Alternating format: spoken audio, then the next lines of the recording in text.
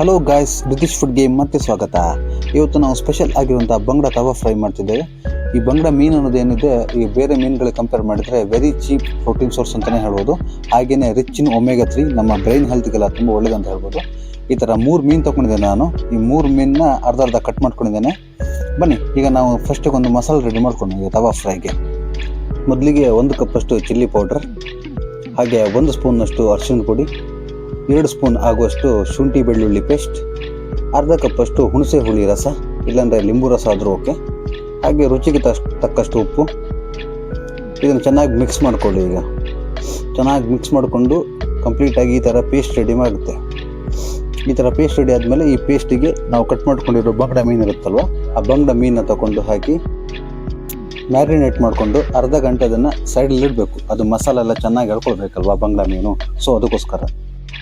ಹಾಗೆಯೇ king fish ಅಂದರೆ ಅಂಜಾಲು, ಹಾಗೆಯೇ ಫ್ರಾನ್ಸ್ ಅಂದರೆ ಸೀಗಡಿ ಇಲ್ಲ ಚಟ್ಲಿ ಅಂತಲೂ ಹೇಳ್ತಾರೆ. ಇದಕ್ಕೆ ಕಂಪೇರ್ ಮಾಡಿದರೆ ಬಂಗಡ ಮೀನು ಅಂತೂ ಸ್ವಲ್ಪ ಕಡಿಮೆ ರೇಟಿಗೆ ಸಿಗುತ್ತೆ. ಕಂಪೇರ್ ಟು ದ್ಯಾಟ್ ಸ್ವಲ್ಪ ಚೀಪ್ ಪ್ರೋಟೀನ್ ಸೋರ್ಸ್ ಅಂತಲೇ ಹೇಳ್ಬೋದು.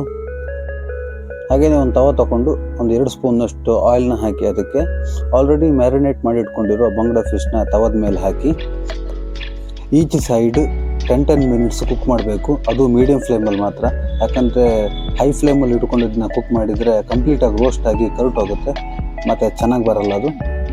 ಹಾಗೆಯೇ ಇದನ್ನು ಫಿಶ್ನ ಒಂದು ಸೈಡ್ ಕುಕ್ ಆದಮೇಲೆ ತಿರುಗಿಸಿ ಹಾಕುವಾಗ ಸ್ವಲ್ಪ ಜಾಗ್ರತೆಯಿಂದ ಹಾಕಿ. ಇದ್ರ ಜೊತೆಗೆ white rice with dal saar ಜೊತೆಗೆ ಈ ಫಿಶ್ ಫ್ರೈ ಇದ್ದರೆ ಕಾಂಬಿನೇಷನ್ ಅಂತೂ ಸೂಪರ್ ಆಗಿರುತ್ತೆ. In case dal saar recipe ಬೇಕಂತ ಇದ್ದರೆ ಕಮೆಂಟ್ ಮಾಡಿ ಗೈಸ್. ಹಾಗೆ ಇದೇ ಥರದ ಹೆಲ್ದಿ ಆ್ಯಂಡ್ ಈಸಿ ರೆಸಿಪೀಸ್ಗಳಿಗೆ ಸಬ್ಸ್ಕ್ರೈಬ್ ಮಾಡಿ Ritish foods. Like, share, comment guys. Thank you.